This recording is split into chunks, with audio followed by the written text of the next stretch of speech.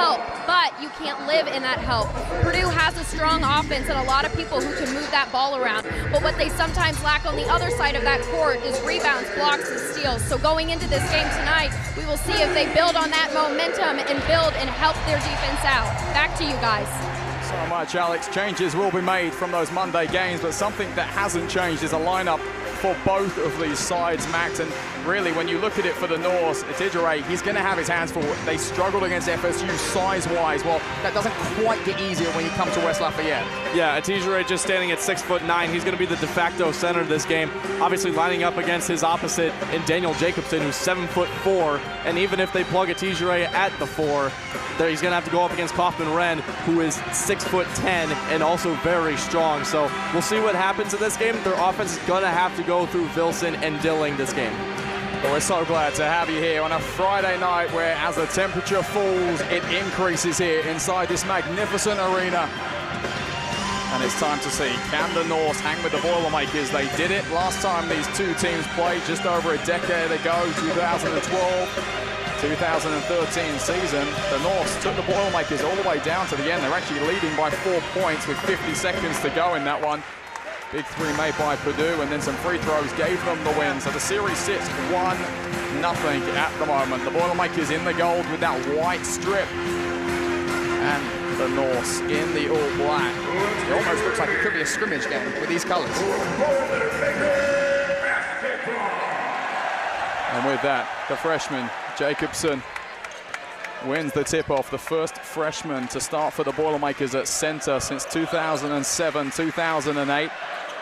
That was Jawan Johnson. Before that, you have to go all the way back to the 80s to find another Braden Smith. Straight away doing what he wants to do this season, Max, score. Those high ball screens from Jacobson have been lethal in the first couple games, the exhibition games they played, and against Corpus Christi. We'll see if Northern Kentucky changes their defense. When they played Texas A&M Corpus Christi, they doubled Smith on those high ball screens, allowing him to pass it off inside. We'll see what Northern Kentucky does to defend that.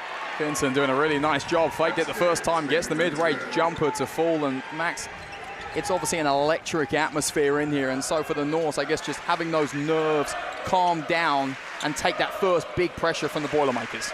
Yeah, I mean, just seeing the ball fall in the bucket is definitely a good thing, as Jacobson ends up hitting the floor as he was fouled by Etidjere in the paint.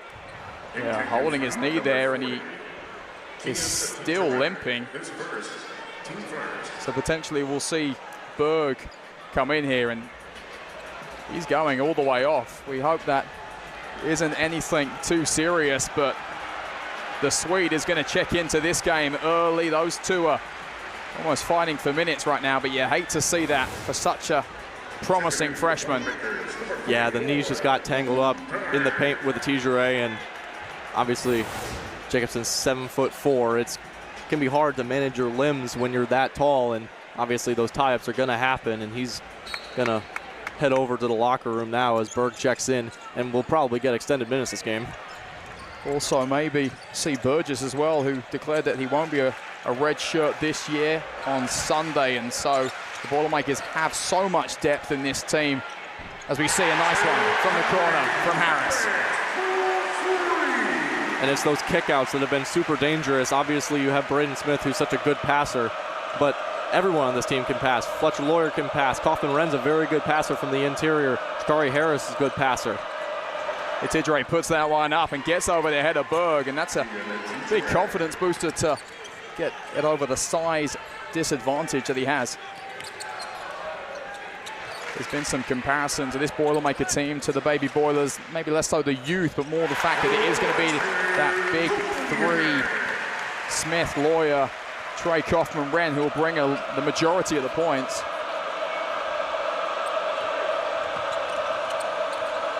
Dilling takes it to the top of the lane, gives it back to Robinson, who goes against Trey Kaufman-Wren. That's going to be a great battle this game. It looks like Robinson getting a slight moral victory there. Yeah, that one took a tip on the pass right there, as we can see Robinson trying to cut it to the exterior. Lawyer got his hand in there, stopping the pass to Etidjere on the, or rather not Etidjere, it was Gerziger on the ring.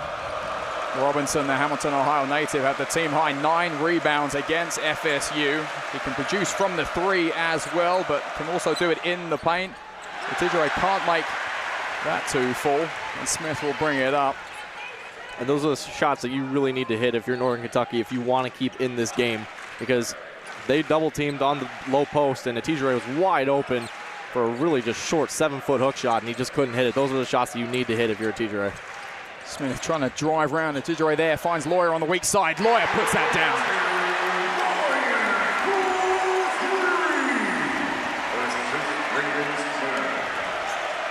And Max, if the Boilermakers can spread the Norse, it should be a night where they can get things done, especially if Berezga is going to do that.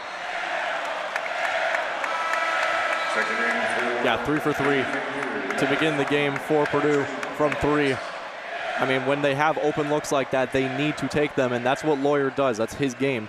He doesn't have to handle the ball all that much with Braden Smith in the game and Jakari Harris in the game also.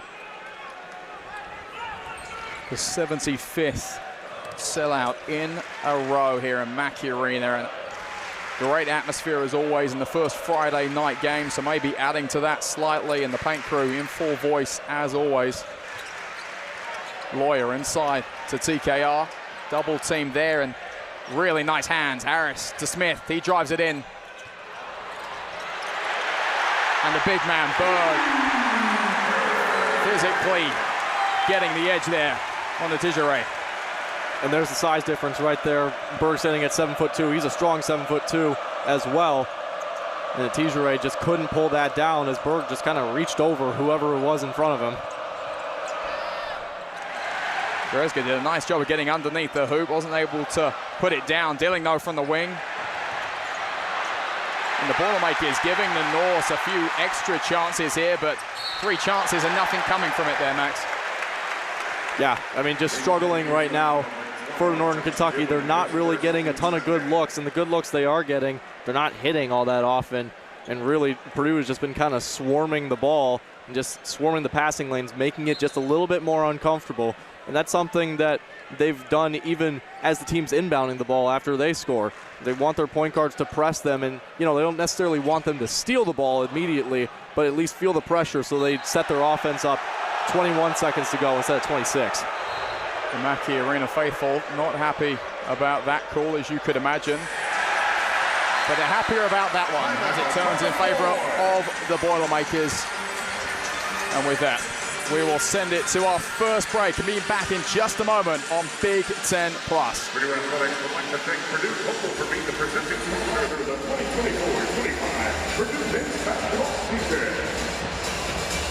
Ladies and gentlemen, please turn your attention to the court as we welcome tonight's fullback student-athlete of the game, Praise Eliamarca. At the 2-time Big Ten Triple-Jump Outdoor Champion and first-team All-American, Praise ranks. Every season, we give it all. We give our strength. We give our passion. We even give his passion. It's in our blood. And now, we can give that too.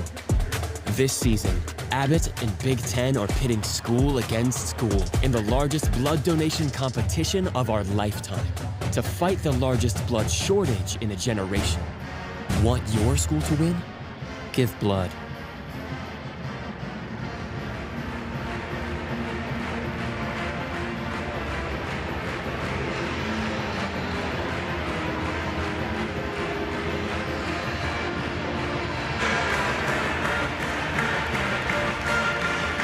So this Monday marks Veterans Day, and so on behalf of everybody at Big Ten Plus, I would like to take the moment to say thank you to all those who have served, are serving, and their families who endure so much by their side to make this country what it is, the greatest country in the world, second to nobody. Thank you. But so far, Max, the Boilermakers starting hot again. They did that though against Texas A&M, so it's, I guess the Norse just need to hang around. Yeah, and that's kind of what they did in the first half against Florida State. I mean, they kind of struggled up in the first half against FSU, but then they were able to hang in it and just keep FSU a little bit uncomfortable, even in their home stadium. But Northern Kentucky, you can't rule them out of this game. They're a very good team. They can get really streaky shooting from three, but right now they're 2 for 6 from the field, 0 for 1 on threes with Dilling missing his only shot. And that was a wide open chance from the elbow, and that's one that he's consistently hit in years past, but just isn't hitting in the first 2 games of the season. Yeah, the Norse are a lot lighter on the offensive end this season. They lost Marquise Warwick to Missouri and also Michael Bradley, who graduated. They combined for 40% of the Norse's points, but a bigger stat probably is the fact that 56% of the threes that the Norse scored were through those 2 players. So Goretzka, Dilling, 2 of those players that they're going to look to try and fill that void. Yeah, and obviously last season wasn't exactly what they hoped, just 18-15 on the season, 12-8 in their conference, the Horizon League, and it was really just a lot of injuries last season. Lawyer from the corner puts it down with ease. 2 for 2 from that same spot. 4 for 5 in the early going from 3 for Purdue, and 5 shots have been from 3 of the 8 that they've taken this game. And for the Norse, another concern is the fact that a lot of that has come from outside and not inside the paint. Smith trying to speed things up. Lawyer from deep. That was a heat check if I've ever seen one, and Painter was yelling at him as he went back on defense. Not happy with that one. Understandably so. That was definitely not the shot that you want someone to be taking. You can't blame the Boilermakers. They're feeling themselves right now as a beautiful bounce pass in to TKR and the foul called. Smith doing what he does best, finding teammates with those beautiful passes. Yeah, fantastic feed down low and good paint entry pass, and now Atijere on his 2nd foul already, and we've only played 5 minutes of this game. And so they're going to have to dig deep into their bench now. The Norse do have some size on the bench they could bring in, but probably not expected to play. You've got the likes of the Lithuanian Rapolis, the freshman, and then also 6'8", Ricardo Nanahare from Madagascar, another freshman, but if it comes down to it, they could always bring them in. And for now, they've gone with Cesar Chilombo, the sophomore, the redshirt sophomore. Chilombo, a physical player, maybe what the Norse need right now, but he can get into foul trouble early.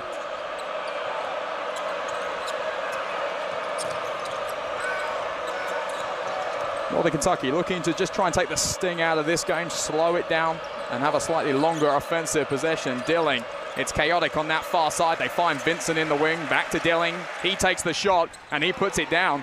And that's just what he needs to do for Northern Kentucky tonight. Yeah, and that's one of those ones that I think they would have rather seen Vincent take that shot just because he was wide open, but obviously if Dilling's going to go ahead and hit that shot all day, that's his comfort spot, the right elbow. That's where he's really good.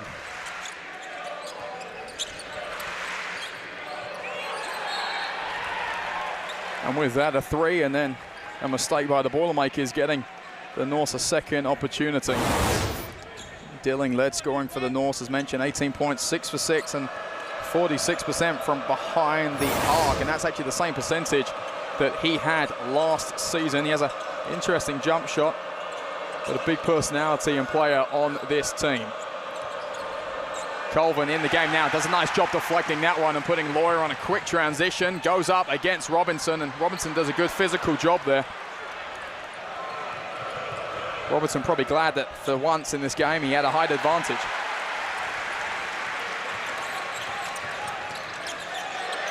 It's been quick action here early in West Lafayette. There's another foul called in the paint. That time, though, I believe Chilombo it was called on. Yeah, frenetic pace from both of these teams. A little bit lackluster with the ball thus far. Just the passes haven't been as crisp.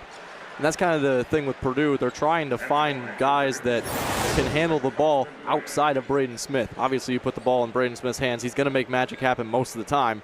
But it's really up to Colvin, Lawyer, Cox when he comes back in the game, Jakari Harris. These are the guys that need to start stepping up with the passing. Chilombo, a native of the Democratic Republic of the Congo. It's in a collection of international players that are potentially going to come on the court tonight. And Max, maybe not from places that you would think. The Democratic Republic of the Congo, Lithuania, Madagascar. I mean, Sweden maybe made the most predictable one, because at least in Sweden, we know they have a lot of height. Yeah. And Lithuania, I mean, they've had quite a bit of players start coming out of Lithuania as well. A couple players in college, I mean, 2 on this roster for the Norse, and really right now they're just trying to get some touches and just get a feel for this game. We'll see what happens with the lineups that they want to put out, but obviously Atijere in foul trouble early, not a good sign. Well, it's getting really physical, and Colvin's fired up because he does win that battle. Talk about Lithuania, though. You speak about the crowd in Mackey Arena. Eastern Europe has some amazing basketball crowds. Really nice job by Cox to secure that. Does a pirouette and hands it off to Smith. And Burgess checks into the game for the first time. And a big moment for him as he'll start sharing minutes with Berg this game, and he has the chance to prove to the Boilermaker faithful why he won't be redshirting this season. That is why. Physical and dominant inside the paint. Yeah, fantastic job from Purdue, who have just been fantastic. I mean, they've been a lot more active on the defensive end, a lot more active hands. Really good pass from Smith that set up Colvin, the dish to Burgess, and the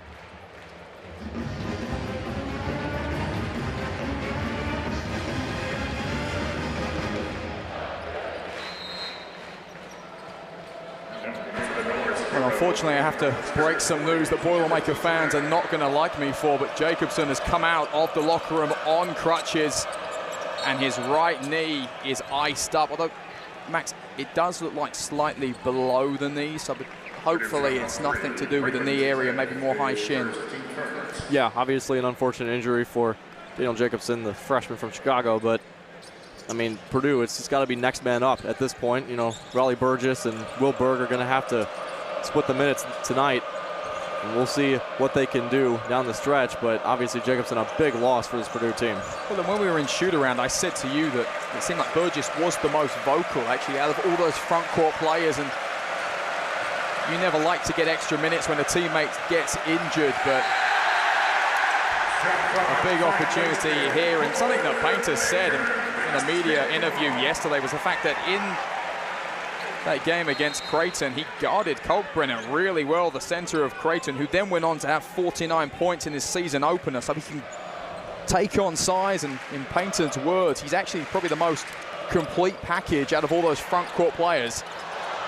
Atijere with the breakaway here. Cox charges back, Vincent on the left, and a nice transitional play by the Norse. And that's one of those plays that, you know, Purdue fans have kind of grown accustomed to seeing from Braden Smith. He's a very good passer, but sometimes it just feels like he's doing just a little bit too much. And that was one of those plays where he was trying to make a very flashy pass, and obviously it just got picked out. And good transition bucket for the Norse. You mentioned it, 18 and 15 last season, the Norse in the Horizon League. They picked to finish third, this time round, but fifth last season. That's their worst finish in 8 years, which tells you the direction they're going in that league, and that is up. And our direction is heading to the break, so we're back in just a second on Big Ten Plus.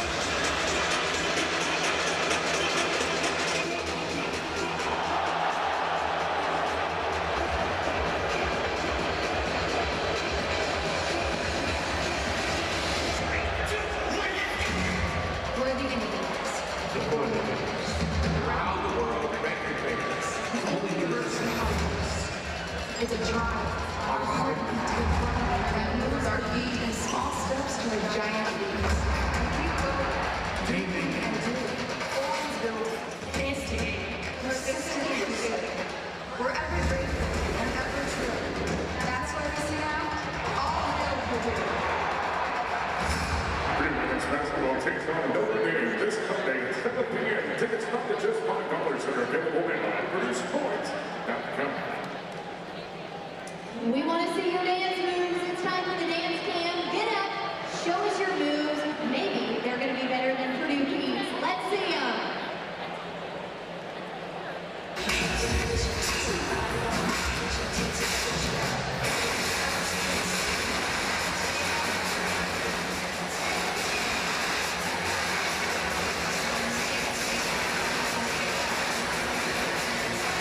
Welcome back. 21-9 the score. The Boilermakers starting quick, slowing slightly though, and Max mentioned it slightly just before we went to break, but Northern Kentucky top 3 is where they're predicted to sit at the Horizon League at the end of the season.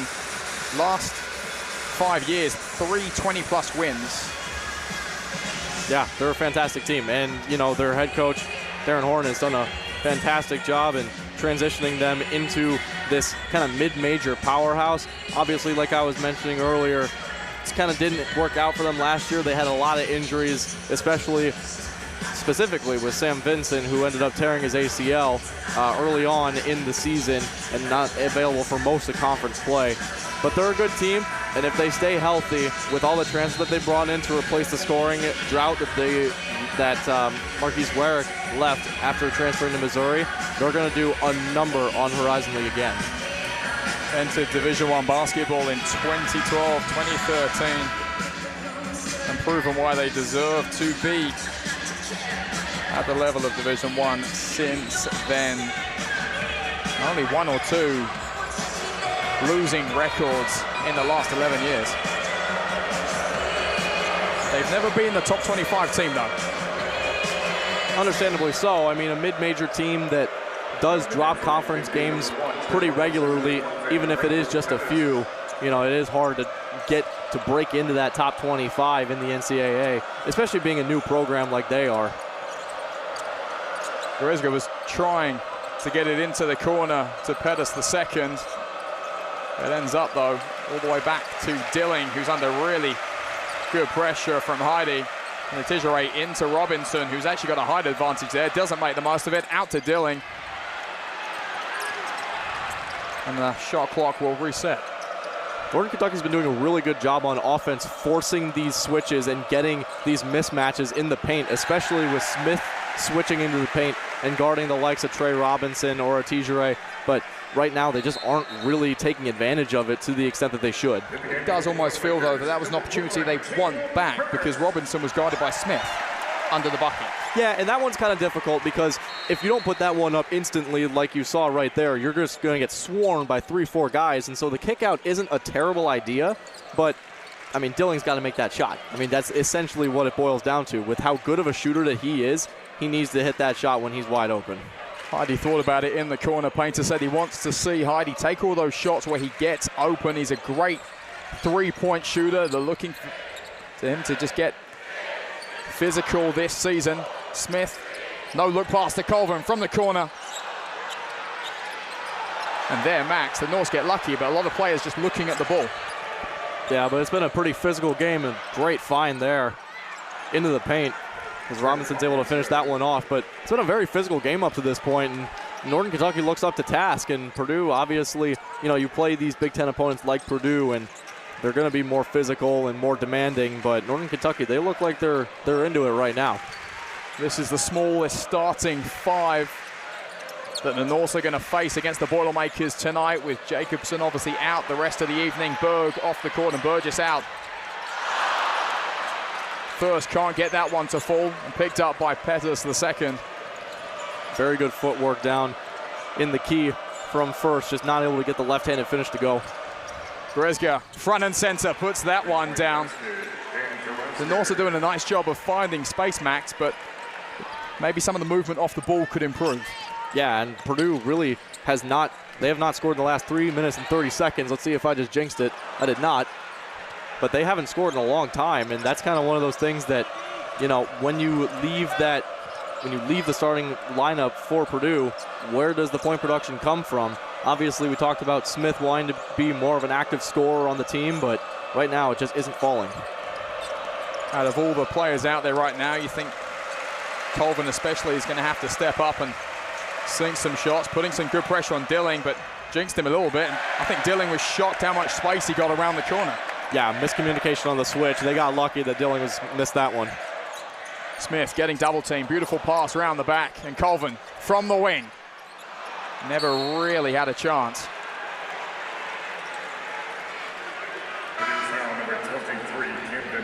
Miles Colvin, a career high 14 points, 4 for 4 from 3 to start the scoring. And that was a game where it was still tight. The Boilermakers just 1 point ahead when he made that first 3, and then he just went on a torrent of threes. The Norse now 7-0 in the last 3:25. Yeah, and Purdue just can't find one right now. I mean, they've had inside looks that were good, just couldn't find the bucket. They've had threes that looked good, couldn't find the bucket. There's an offensive foul on the Tigeray, and that's going to be his third.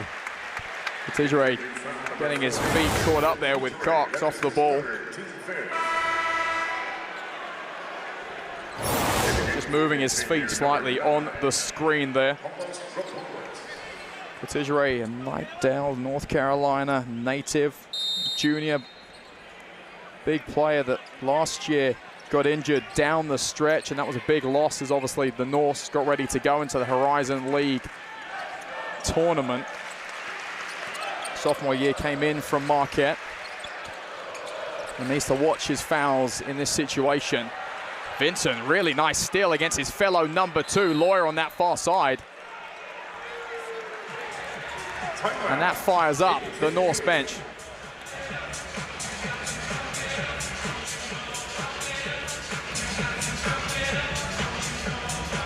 And with that, we'll take a timeout ourselves and bring it back. About how he's about how looking at people with opportunities on and off the court.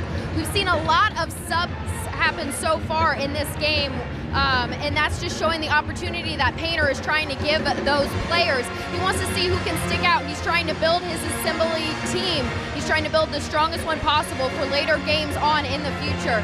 We saw one of the first subs happen at the beginning of the game with Jacobson getting hurt and being subbed out. And with that, we had some continuous subs come in through, and we've just seen a lot of chances of opportunity for all the players. And I'll be interested to see what happens next and who he subs in continuing in this game. Alex, and Max, Alex hits on that point where Painter's basically saying that nobody in that front court had separated themselves to the point where they're going to dominate the minutes. Like the idea was Jacobson, Berg, we're going to split the minutes, Burgess may be coming in. Well, unfortunately, by I guess a natural cause, that's now changed, and it will be Burgess and Berg for the rest of the night, and hopefully we'll see Jacobson back quickly, but we don't know what that injury is completely just yet. Yeah, with Jacobson, obviously, it is difficult. You know, he did seem like he was going to be the main center for this team, at least in the last couple of games he's played. Obviously, in the first game, he got the majority of the minutes and played very well against what was a pretty decent Texas A&M Corpus Christi team. But right now, I mean, what I've seen from Purdue on defense, much, much better than last game. I mean, they've caused 7 turnovers. They're a team that's usually very passive, usually just trying to run the shot clock out, not really force steals, but maybe that's just an effort of Northern Kentucky's carelessness with the ball. You talk about nice defense, really great job by the Boilermakers to close down Goretzka, who puts up a shot in the end, doesn't fall, but the Norse get the call to go their way. A lot of credit for Robinson finding Goretzka on that far side. Yeah, Northern Kentucky, kind of a bailout shot there from Goretzka, who was able to just chuck it up and hit the rim and ended up in their possession after it went out of bounds. But again, running the shot clock very, very low and not being able to get up a good shot. Pettis II goes all the way underneath the hoop, fires it out to Vincent. Goretzka again finding some space on that left wing side, but a double team coming. He fires it in, and just like that, we see the newcomer into this. Rapolis, one of the pair of Lithuanians, the 7-footer, 240 pounds, and the Norse clearly saying that right now with the Boilermakers having their big men off, taking, I guess, the most of that opportunity. But I've said that, and now Will Berg is getting ready to check in. Yeah, and right now, Purdue just having a lot of miscommunication with the switches, which was kind of a theme last game, but we'll see if they can figure it out. Kaufman-Wren, double team there, and we see Rapolis get his hands in the air.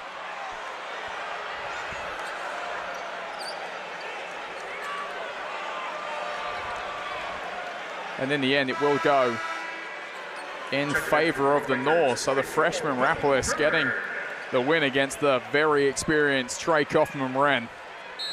Yeah, kind of a interesting call there. I mean, obviously one of 3 results, either a foul, a jump ball, or a travel on Trey Kaufman-Wren. 2 of the 3 don't help Purdue at all. But obviously Northern Kentucky is on some kind of run right now, 9-0 in the last 5 minutes, and 20 seconds as it's a carry, and it will be a turnover. So ball goes back into Purdue's hands, but they haven't scored in almost 6.5 minutes. You say that, Max, but I guess half the problem is that they're still down 5 points. So although it may be good defense, they've got to get this offense going, the Norse. If they're not making the most of a 6-minute drought, you don't expect that to continue for the Boilermakers. Yeah, and right now the turnovers are killing them. I mean, there's 8 turnovers just with over 6 minutes to go in the first half. They had 22 against Florida State. I mean, they really need to start taking better care of the basketball. Smith sends that one down range, unable to get it to fall, but TKR cleaning up the mess and getting something from that trip and ending an extensive drought for the Boilermakers scoring. Goretzka, deep 2, bounces around, and Berg doing what he needs to do, defensive rebound. Good leveraging from Berg there, beating 2 guys on the glass to get that rebound.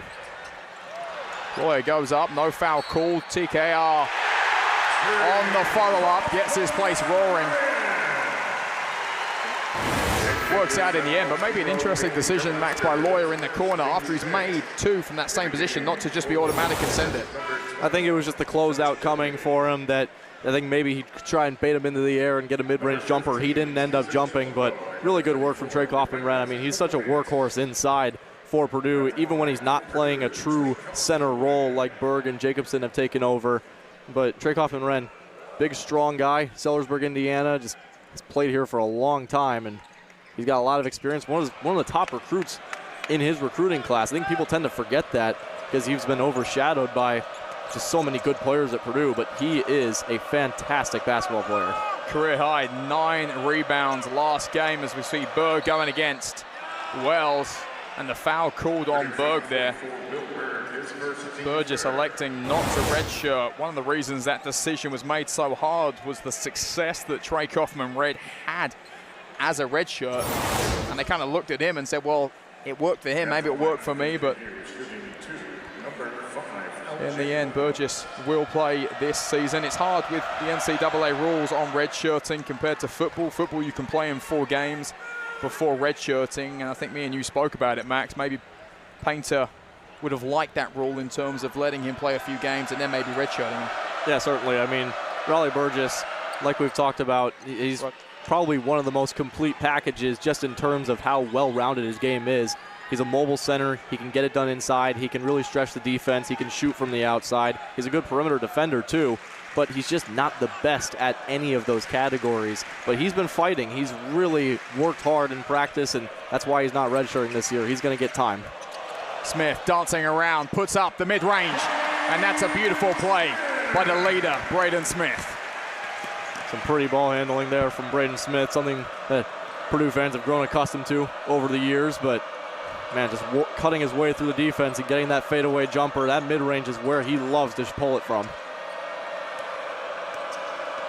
Pivorius, the other Lithuanian, checked in now. Dilling from the wing, unable to get that one to fall. That's where Goretzka's found some space as well, and really nice job by Vincent to snatch that one out of the air, but Harris tracks back nicely, and the Boilermakers handle it.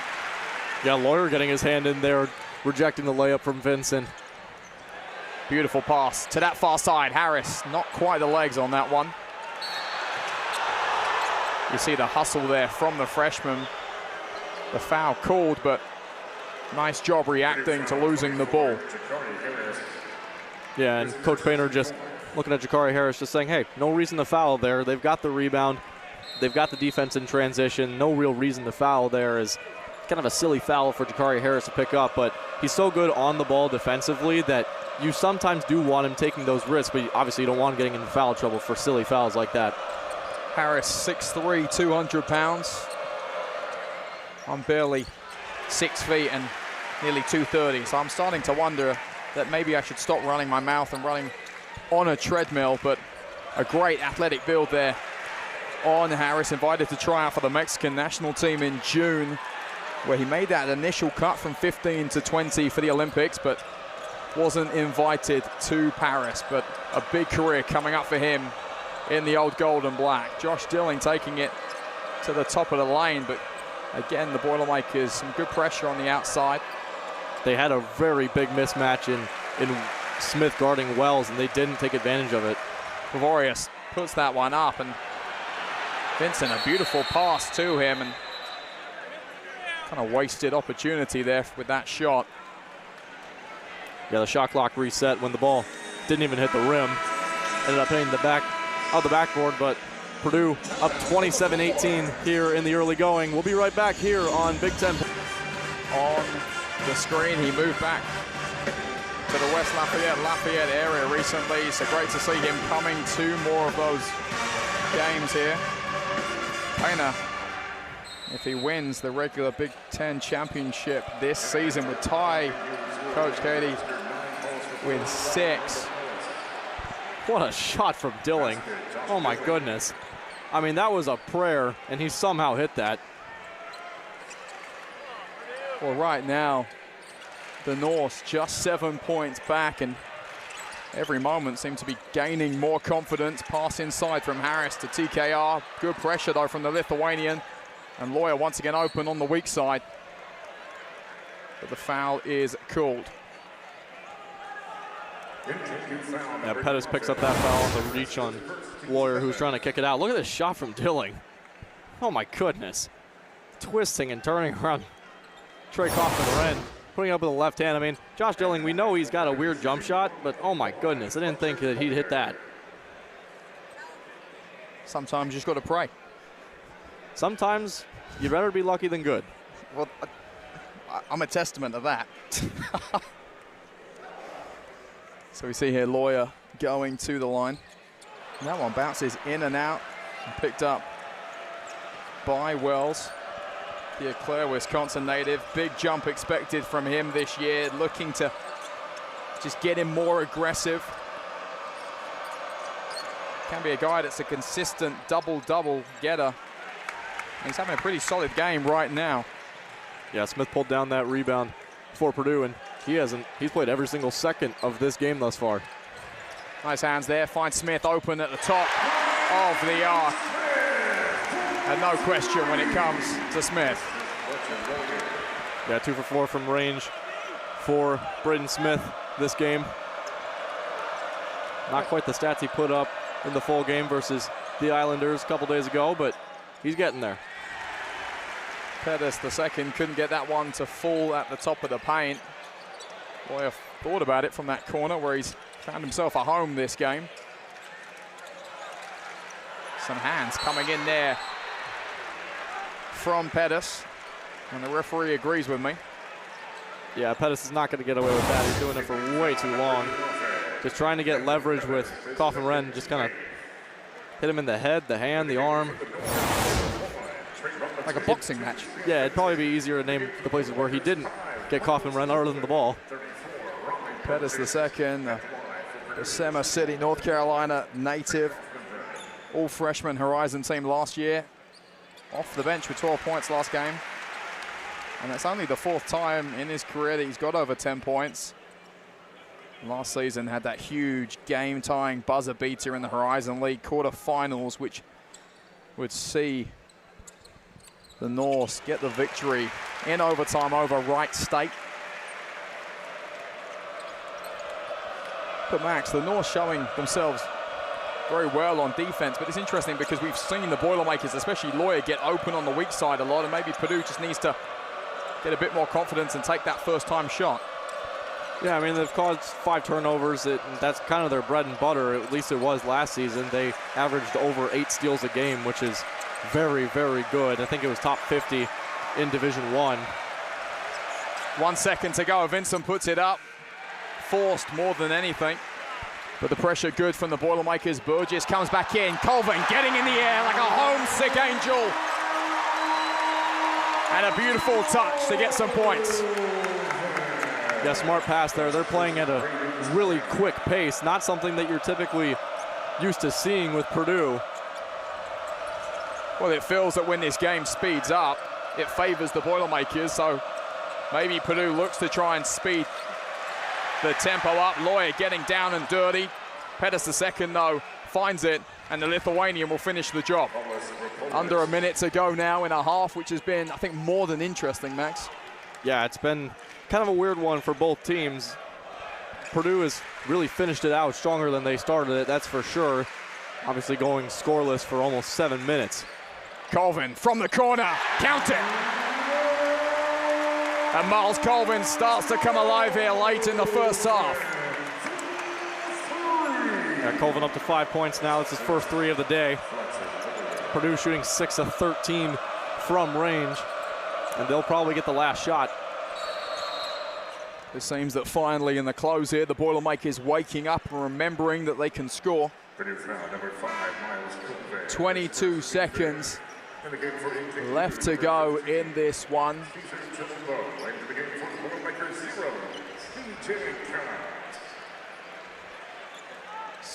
CJ Cox checks in on the baseline there behind Vincent. Vincent with that wrapping, post-ACL injury wrapping on his knee. He tore it last season, and the Norse fans will be very happy to have him back. Robinson goes against the young freshman Burgess, out to Pettis the second. Norse would have liked that one, but Robinson gives him an extra chance and finally is fouled there. Great fight from the Hamilton, Ohio native. Yeah, Robinson getting down and dirty on the offensive glass, fighting Raleigh Burgess for that offensive rebound. Pettis had a decent look, but long rebound. Robinson pulled it down, and Burgess right across the arm. And Robinson will go to the line to shoot 2. Burgess just getting his back caught behind Robinson. Robinson, the vocal team leader, 33 points last year in that same Horizon League semi-final, the preseason All-League Horizon. And then also in that 23-24 season, Horizon Defensive Player of the Year. And we see some of that fight here in West Lafayette. Makes that one. So the Boilermakers with 4.7 will actually take a timeout. They want to make the most out of these final moments, and it just shows it's that kind of game. You know, they're concerned maybe in that second half they slow down again, Max. Yeah, and definitely those plays after timeouts are very important, and obviously you should get practice in them. Even though you're up 13, you know, this game is close, but this is more about, you know, practice. Who's going to get the ball here? And obviously the ability to fight, to, you know, go through with post-timeout plays is definitely the way to go. But we'll see what happens, see where the ball is going to end. Well, right now, 37-24, and the Boilermakers probably would take that scoreline if you'd asked them where they wanted to be at the midway point in this first half. The North bringing it as close as 7 points. Yeah, Northern Kentucky is going to be kicking themselves for how they're shooting from 3, just 2 of 10 right now, and that is just subpar, and that's not a way that you're going to be able to keep in this game with Purdue. It's kind of what pushed them out of the game with his versus FSU, shooting a lot of 3s, not hitting a ton of them. But now you got to keep shooting and trying to get back into the game, but you don't want to chase. That's the important thing. You can try and get back in the game without chasing. You mentioned it, they put the 3s up, they just have to get that percentage out of the 20s as Smith sends one from down range, but just hitting the backboard. So that is it, 37-24, Max, and the Norse have the chance to come out, but the defense needs to stand and the offense needs to increase. Yeah, right now it's really the offensive issue. 37 points for Purdue in one half is very good. They've held them down to a decent amount of points, but right now the offense just has to start clicking for Northern Kentucky. But Purdue starting to click on their own on the offensive end. Obviously in the middle of that first half, they were really struggling to find any kind of offense, any kind of creativity, any kind of shot making, but now down the line, they've done much better. Both sides finding players in space on the offensive end, but who can get the ball in the basket? That's the question. We'll be back here in just a moment. You're watching basketball on Big Ten Plus. So on Big Ten Plus, the Boilermakers now right to left on your screen in that historic gold, and the Norse in the all black. Lawyer, lots of space here, and that's how you start the second half. And that's the exact way you don't want to start at Northern Kentucky, as head coach Darren Horn just kind of bent over and started talking to the bench. He just couldn't understand just how free Fletcher Lawyer was. Lawyer found himself open quite a lot. Really nice play there by TJ, who we saw less of in the end of that first half, given that he was starting to get into foul trouble. Yeah, TJ playing more like a center in hockey there, kind of just deflecting it back in. It wasn't the greatest alley-oop pass, but he was able to knock it in for two. I think the correct word for that one is it was a cheeky play. I suppose. Yeah, Max hates when I say that, but you know, we see a travel call there on TKR. And right now for Northern Kentucky, they've just got to keep playing solid defense. I mean, right now they're making Kaufman run uncomfortable in the paint. I mean, he hasn't had a heck of a lot of attempts, field goal attempts. He's had a lot of free throws, but otherwise they need to keep Trey Kaufman a little bit further away from the bucket. And then obviously the offense has to start picking up a little bit as well. The Boilermakers in the latter part of that first half playing with slightly less size. Berg in there right now. And up to Atijere, tries to put it on the head of the Swede, unable to do so. Smith dives under it. And the shot clock will reset back to 20. I didn't think Atijere he even had a chance of putting that in with how far away he was from the bucket, but he's got that really long wingspan, so he almost put that in on Berg, but good interior defense. Great double team there. Not one you want to be in, but it means space is elsewhere, and Dilling finds it straight through the lane. Atijere extremely athletic, as you've just seen there. He got airborne well over Will Berg's head. He likes to go for those short corner jumpers. Yeah, that was a really sweet breakout of that double team in the low post and finding Dilling, who's had trouble getting going this game. Berg tries to maybe get some respect back from Atijere, but he goes down. The foul in the end is called, and the ball decides that it's needing a break itself and stays up there. Yeah, kind of an unfortunate one there for Berg. Just couldn't get it to fall quite as he was falling away from the bucket through the contact, and Braden Smith and Fletcher Lawyer were telling one of the referees, hey, I think he got fouled there. And quite honestly, I don't think I have an argument against that either. When it comes to the Boilermakers three bigs, Berg's the one that has the most aggression. Goretzka from deep, unable to get it to fall, and Harris gets airborne and secures it. Berg, though, just needs to show a bit more of that aggression here, because right now, Atijere is getting slightly more on him. And that's the fourth foul, and the commentator's curse on Atijere. Yeah, good spin move there to get past Robinson, and Atijere had to come in and help. Not sure I'm in love with the call, considering it was his fourth, but the call is made nonetheless, and Atijere is now back out of the game. He's only played 12 minutes, and he's got 4 fouls. That means that Paulius Rapolis will come in. He's getting a lot more minutes than what he did against FSU. That not being difficult, given that he didn't play against FSU. I was looking at the wrong thing when I said that. But again, a big moment to come in here and get your first start for the Norse.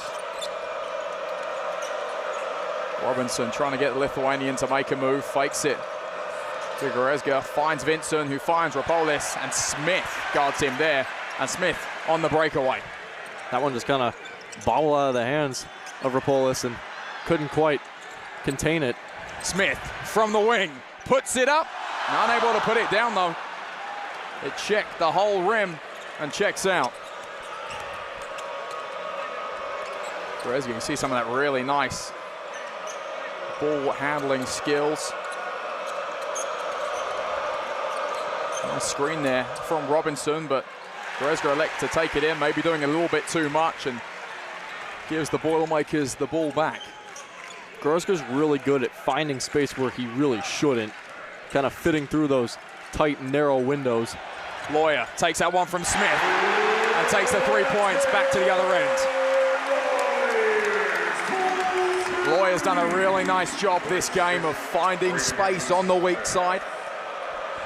Yeah, Lawyer 4 for 5 from deep. Got 14 in this game. He's been a big part of the offense. Obviously, he had 21 against Texas A&M Corpus Christi, and now up to 14 in this one. Just like we saw at the end of that first half, the game speeding up and going against the Norse. They need something here. Berg gets up. Vincent somehow takes it out of his hand, gets the ball back. And Berg swats him down, but there's a foul already. Yeah, a bit unfortunate there for Will Berg, who tried to come down with that rebound, but he just got swarmed and couldn't pull it into his body. The Norse take a timeout to slow things down, and we'll be back in just a moment on Big Ten Plus. It looks like 6 to 10 from the field against Texas A&M, 3 for 5 from 3. His father John, a scout for the Clippers, so I'm sure he's very happy about the new Intuit Dome that opened its doors this past week. A beautiful facility.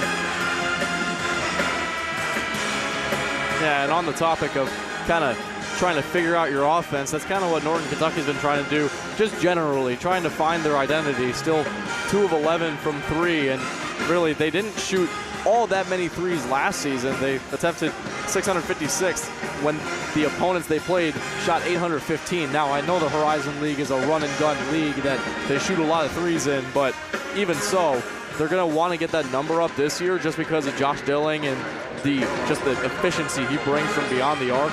But right now, it's just not clicking, and 32% from the field in total is not going to get it done. They are out-rebounding Purdue. They have 9 offensive rebounds, and obviously you've seen what has gone on in the paint. They've just kind of swarmed the big men for Purdue.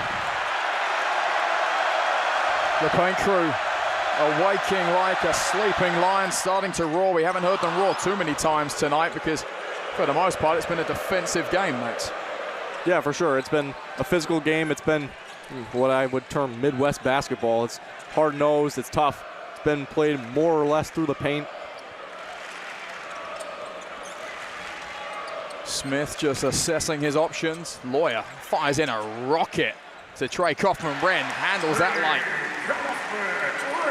the first baseman in baseball. Turns around, puts it up. That thing had some heat on it. Yeah, it was a good find, getting it to his weak shoulder so that he could turn inside and get that finish over Rapoulis, but just good, better passing from Purdue this half, certainly. The Norse trying to find some quick hands. The problem is their short passes easily defended by the Boilermakers, and that's a really nice job by Wells in the corner. And that's the thing with the Norse. They've been finding these really, really big mismatches. Smith on Wells is about 10 inches of difference. I mean, they've been finding them, but they just haven't been hitting the shots, and they haven't been taking true advantage of them. Once again, the Norse stop the Boilermakers. Wells will try once again from deep. All metal though that time, but nice to see a bit more confidence to take the shot. 23% though, Northern Kentucky. 3 of 13 from 3. The foul called on the North. Yeah, Rapoulis just immediately got leveraged by Burgess, who, I mean, they're just trying to deny that interior pass, trying to get Purdue to beat them from the mid-range instead of inside the paint and from the three-point line. And Braden Smith has still not checked out this game. He's played all 25 minutes of some change. Well, Painter, when he got interviewed yesterday, someone asked him, is he concerned if Smith is getting too tired with how much he's playing? And Coach Painter's words were he could go and play another full game afterwards, and made the point that in practice, they go 2-3 hours non-stop. So you should expect a player at this level to go, but still with how much he does, you can see he's sucking in some air. Yeah, he's not particularly laboring through every possession, but I mean, it does grow on you as the game goes, and you know, the timeouts every 4 minutes can only help so much. As Burgess ended up falling over, but that's, again, it's just one of those things. I mean, Chilumbo had a wide open look as Burgess ended up falling over, but couldn't get it to go. That's a veteran move there by the freshman. Lets Chilumbo go past him and then puts it up. And him and Jacobson, all the freshmen really cocked Harris. They've come in and shown what they're going to do here in Mackey Arena, but how much older they are than what their age suggests. Cam Heidi checked into the game the last possession. Yeah, and we really haven't seen a lot of Jakari Harris or CJ Cox this game. I mean, that's probably just because of a rotation issue, just because with the injury to Jacobson early in the game, maybe you're wanting to get some bigger bodies, different lineups out there. But I mean, Jakari Harris has only played 3 minutes. CJ Cox has only played 1, and not the numbers that you would expect from guys who were regular entrants into last game. CJ Cox did a nice job when he was on, though, getting on the ground, trying to win the ball back inside to Burgess. Does the Boilermakers go, but not able to get the and one call. CJ Cox, the Lexington, Massachusetts native, a kind of amazing story, was not recruited by the Boilermakers or anybody that high, to be honest, until June when Coach Painter saw him whilst watching another recruit at AAU games. To talk about fate, there it is. And he's come in here and he's showing that he's going to have a long career for the Boilermakers.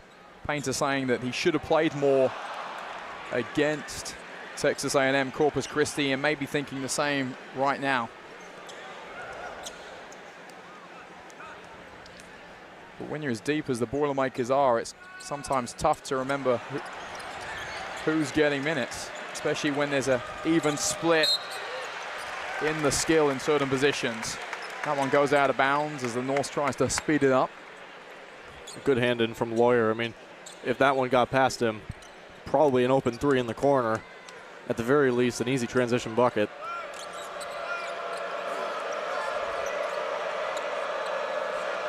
It's actually the second Big Ten Horizon League game that we've seen this week. That's an aggressive slam down, excuse me, by Idajeri over Burgess. Again, you see that athletic physique he's got. Pettis takes it off Smith. That's unexpected and gets that to fall, and suddenly the Norse, 2 big back-to-back plays. And that's the exact thing that the Norse have been looking for, just some sort of spark, just to start up the offense again. Smith not happy with that call, thinks it should have been a foul called on Pettis the second. He's going to try and get his own back, hands it off to Burgess. Burgess, though, not able to get it up. Once again, the third time he goes up without the ball. And Goretzka charges forward, hands it back to Pettis the second. Wells. It's Israel causing chaos in the paint for the Boilermakers, and Colvin finally coming through and cleaning things up. This has been a terrible minute or so for Purdue, and Matt Painter, sensing the momentum shift, is immediately going to call a timeout. I mean, Raleigh Burgess couldn't put it up 3 times, couldn't get it in.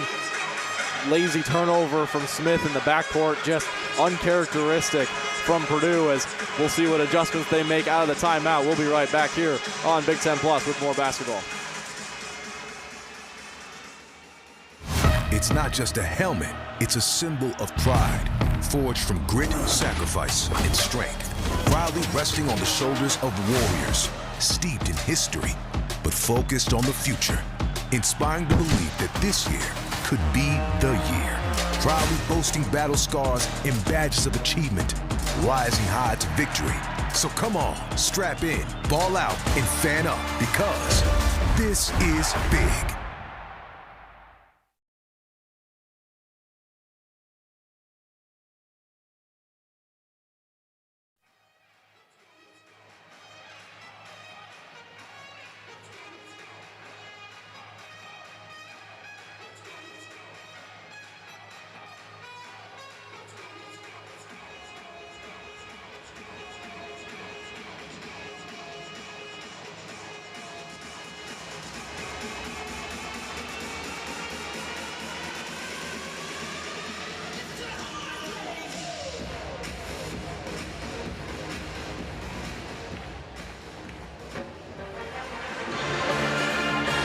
Every time the Boilermakers seem to have figured this game out, they let the Norse get back into it, and we have a look at some of those shooting percentages, and you know, the Boilermakers are shooting well. But somehow Northern Kentucky, mainly through their defense, Max, are staying in this one. Yeah, and like I said earlier, I mean, Northern Kentucky has always been very active with the hands on defense, and they really do try to induce a lot of steals by pressuring you, full court pressing the point guard so that they're not comfortable bringing the ball up. But obviously, the shooting percentage are not great for Northern Kentucky, but they're right back in it now. Tishrey, absolute highlight piece there over the head of Burgess. Burgess will want to forget about that one. Luckily, he's got a long career ahead of him, so it will be a distant memory at some point, but right now probably feeling the sting of that thing. And I think, honestly, if Atijere wasn't in foul trouble, this could be an interesting game because you feel, Max, that the Norse are maybe underusing him right now. Yeah, and that's the problem with, you know, having as many fouls as Atijere does. I mean, you can't put him in the game for as long as you want because it's just, quite frankly, it's irresponsible. You don't want a guy fouling out with 10 minutes to go when you might need him with 5 minutes to go because you need him to guard Will Berg or, you know, Raleigh Burgess or Trey Kaufman-Wren or anybody.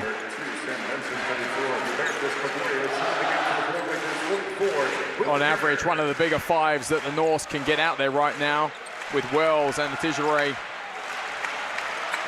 trying to make something happen in the paint. Colvin and Goretzka charging forward, and we see the return of Gregorius back into this one. It's the longest we've actually seen Max Atijere in the game since getting into foul trouble. So the Norse sensing that time is running out. They need to make the most of him. Yeah, he's been playing a bit safer, especially on defense, so that he doesn't pick up that 5th foul that would immediately disqualify him. That was one that he nearly got away with and maybe could have gotten the foul rung up on him there, but instead no call, and Purdue does come away with the rebound anyway.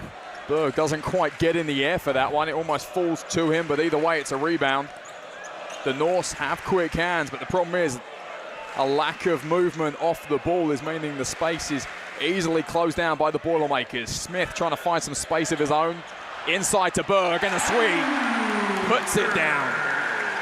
Yeah, the switchback was not on there for the Norse, and they just kind of forced it, which forced Berg wide open in the middle. And, I mean, you'd have to be silly to think that Smith's not going to find that pass somehow. I just heard a fan behind me shout, "Come on, defense." It almost did sound a little bit desperation, the fact that Purdue has the chance to close this game out, but the defense for the Boilermakers still just giving the Norse some hope.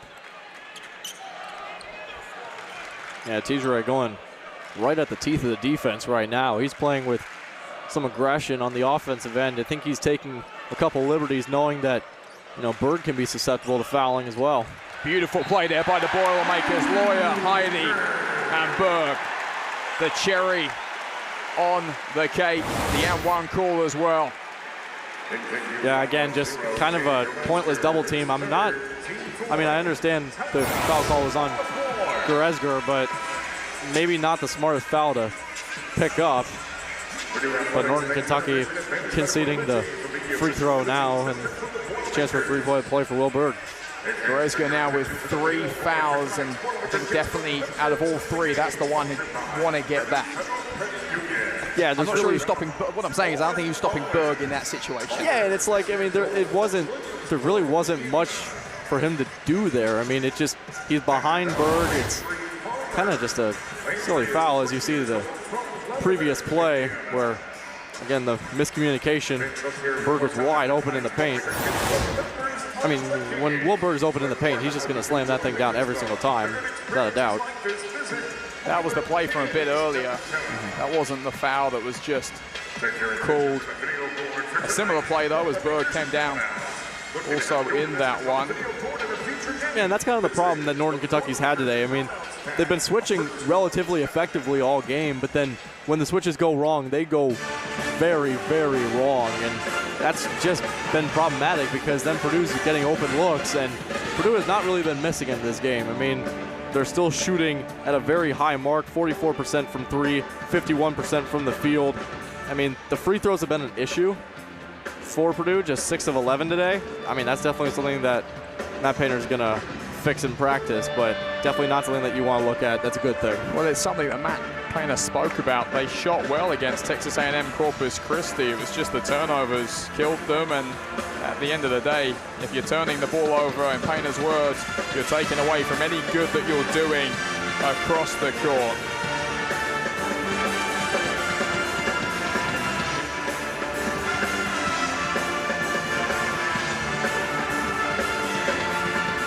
So 10:02 left to go here in West Lafayette, Indiana. 54-38 the score. We hope you're enjoying your Friday night here with us. At some point, Max, the Norse are going to have to start sending it from deep. And maybe that would work better for them, because right now it just feels that they're trying to do too much. And when they do send the threes, they're finding some success, although 21% maybe goes against that. Yeah, still not shooting at a super high mark, but they're just not shooting at a high mark just generally. Only 33% from the field right now.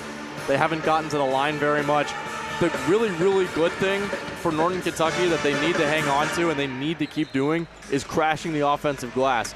Right now, the Purdue big men have been pretty lazy with cleaning up the glass on the defensive end. Like Will Berg has got the ball taken out of his hands on rebounds 3 separate times just this half. So if they keep crashing the glass and keep trying to press these Purdue centers that, you know, may not have to jump for the ball necessarily just because they're so tall, but, you know, that's the kind of thing that if you're jumping and they're not, well, you're probably going to get that rebound. Matt Payne has scheduled a hard non-conference go at it before Big Ten play starts.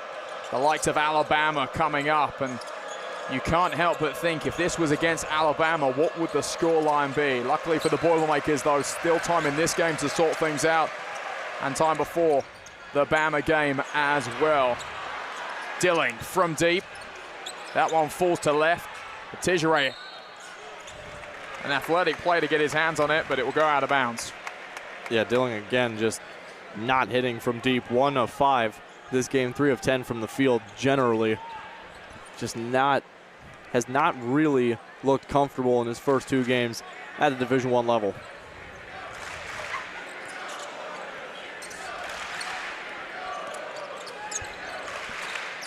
Smith finds Cox on that far side. He drives in.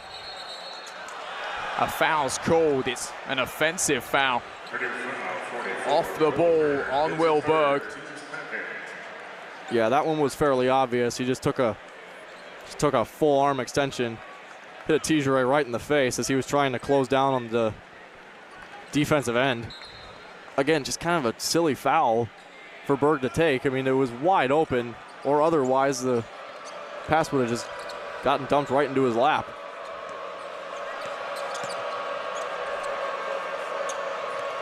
So as we fall under the 10-minute mark, it's now time for the Norse to do something if they can. Robinson fires it over to Vincent. Dilling finds some space. Beautiful speed by Smith, though, to close him down. Almost a travel, still moving around. Dilling. Tijeray just absolutely flies into the paint. Just can't get his hands on it. Yeah, I wouldn't be surprised if a Tijeray could touch 12 feet with his vertical and his wingspan. And that is exactly what the Boilermakers needed to liven up this offense.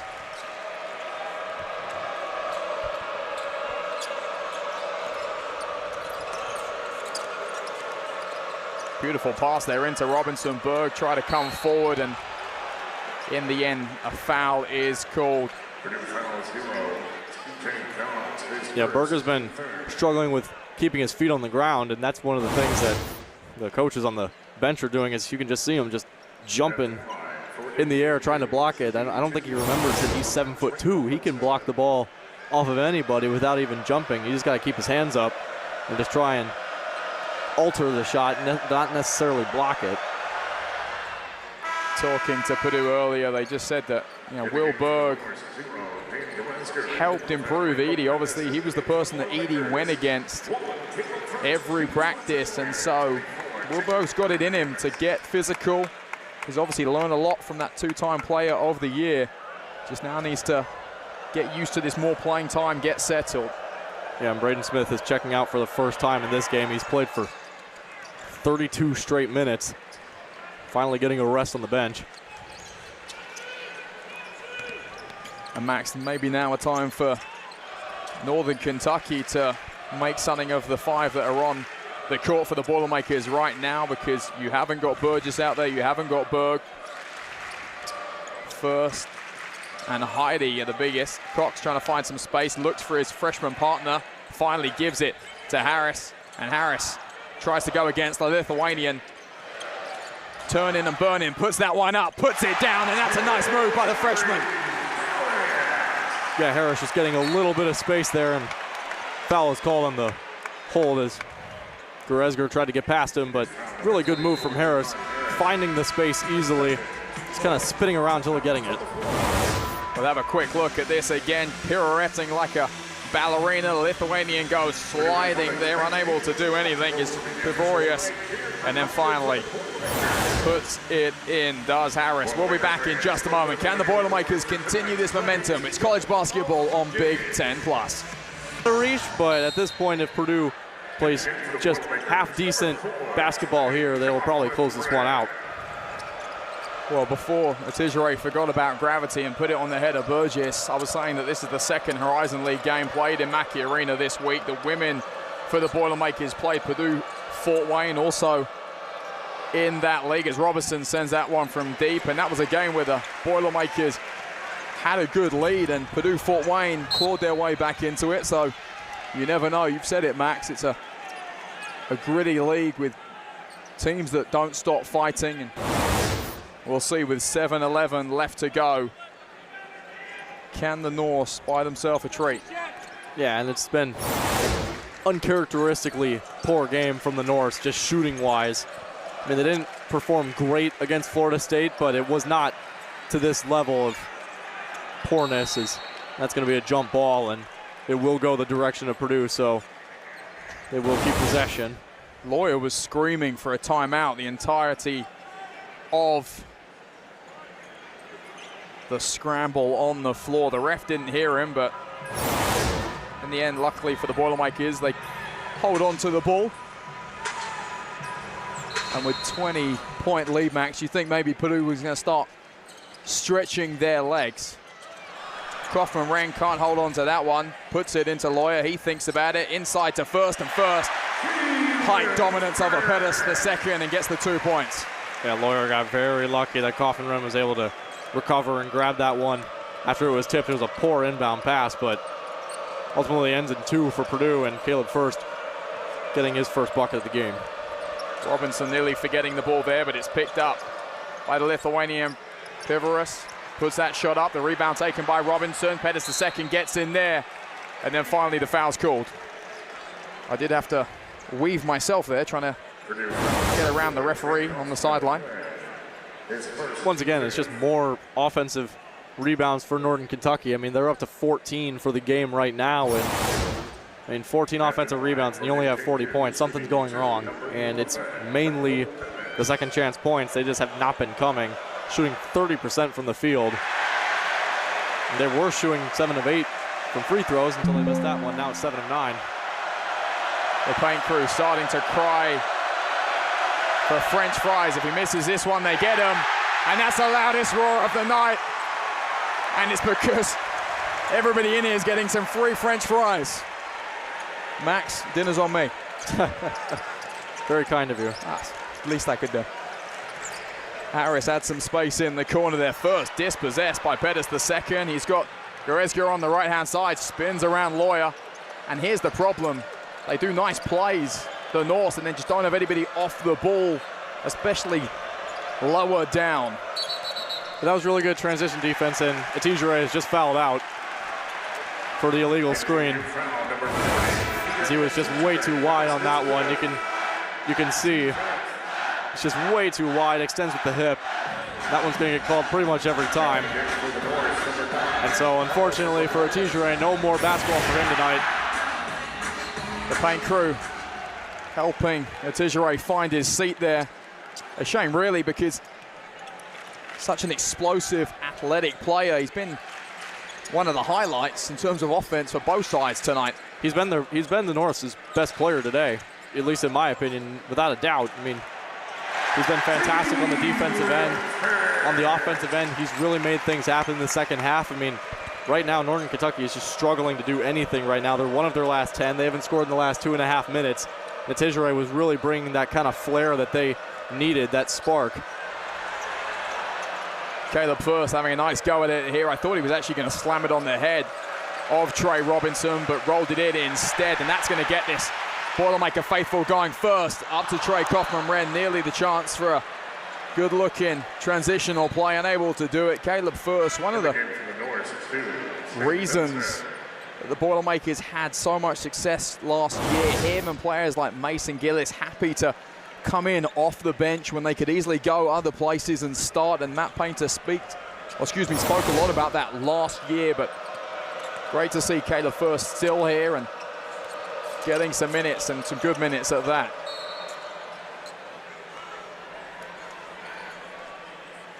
And it feels in the last few minutes, the Boilermakers finally just waking up a bit, looking to try and close this one out as we fall below the 5-second mark. Yeah, Purdue has not been playing up to their, what they would consider their average level today. It's kind of been a sloppy game, 12 turnovers apiece for both teams. That's way too many for a Purdue team that, I mean, granted, Northern Kentucky does force a lot of turnovers. It's been a lot more sloppy play than it has been Northern Kentucky playing really tremendous defense. Two situations there where maybe the Norse just need to let it go. Under 2 seconds, Pettis the second checks up, but it's all rim. Cox on the rebound. That's a beautiful pass from Harris. Lawyer goes up, and that place roars. And that's more what you expect from this Boilermaker team. Yeah, fantastic find there from Jakari Harris on the almost hook shot pass. That was to Lawyer, and finding him there. We'll have a quick look at that exceptional pass. Even Braden Smith had to say, that's a nice one, mate. Up to Lawyer, finishing it off with finesse as you expect. And with that, we'll throw it to commercial. Be back in just a moment.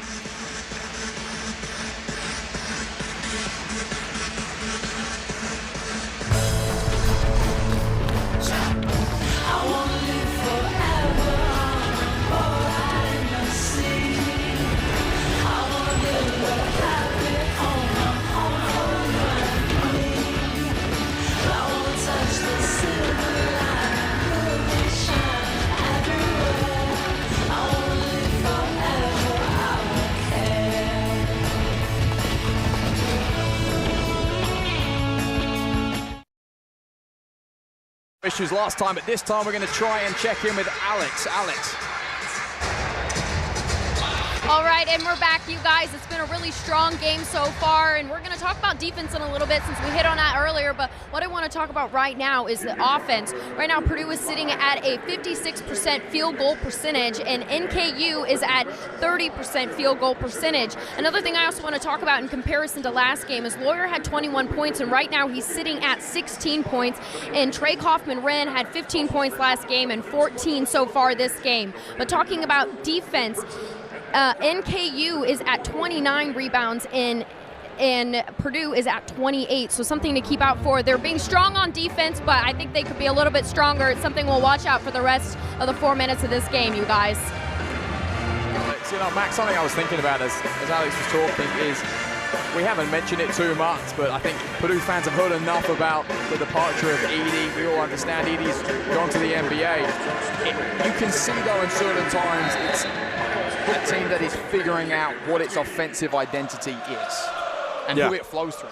Yeah, absolutely. And, you know, that's the difficulty of losing a two-time National Player of the Year, especially a guy that's as big and strong as Zach Edey is. You know, it's not like he was exactly a plug-and-play type of guy as a point guard or super mobile, as Vincent hits a nice three there from the corner. But, yeah, I mean, it's just the transition phase. And, you know, obviously Purdue's got a lot of guys that they think can fill the void. And, you know, like I said earlier, Trey Kaufman-Wren definitely was overshadowed as first gets called for the illegal screen, but Trey Kaufman-Wren was definitely overshadowed by Zach Edey, but he's a very good player. I mean, and nobody was really surprised in this Purdue program that he stepped up immediately and was a driving factor in the wins that they've had. And also we have to remember, obviously, Jacobson hasn't played, well, at all, apart from that first possession where he had that knee-to-knee contact and went out and came back out on crutches. So you have to keep in mind maybe this is a slightly different game with Jacobson in the fray. That's a beautiful takeaway there by Cox. He sends it to his freshman counterpart, and Harris spins that around. Somehow Cox has got to the other side and kept it in, and you're getting to look at what this pair of freshmen are going to do for the next 4 years. Cox had some space to shoot there, doesn't do it. Another beautiful pass from Harris, and First finishes it off. That's two nice passes, Max. Yeah, Jakari Harris is definitely a guy that they've brought in, and he is a great ball handler, a skilled passer. I mean, he has been kind of what they need in the absence of Braden Smith. If Braden Smith is out of the game, Jakari Harris needs to come in and do his job. Josh Dilling kind of showing the story of the game for the Norse. They find those threes, but when they send them, it's more than anything, just not enough heat. Harris checks up and nearly gets that one. This time, though, too much heat on it. That somehow rolls all the way to Josh Dilling.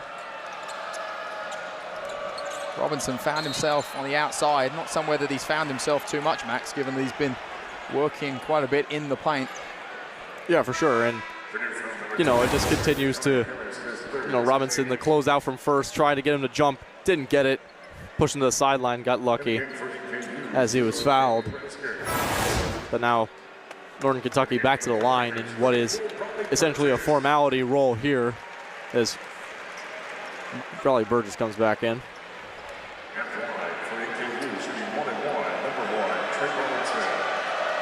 So Robinson goes to the line, 2:26.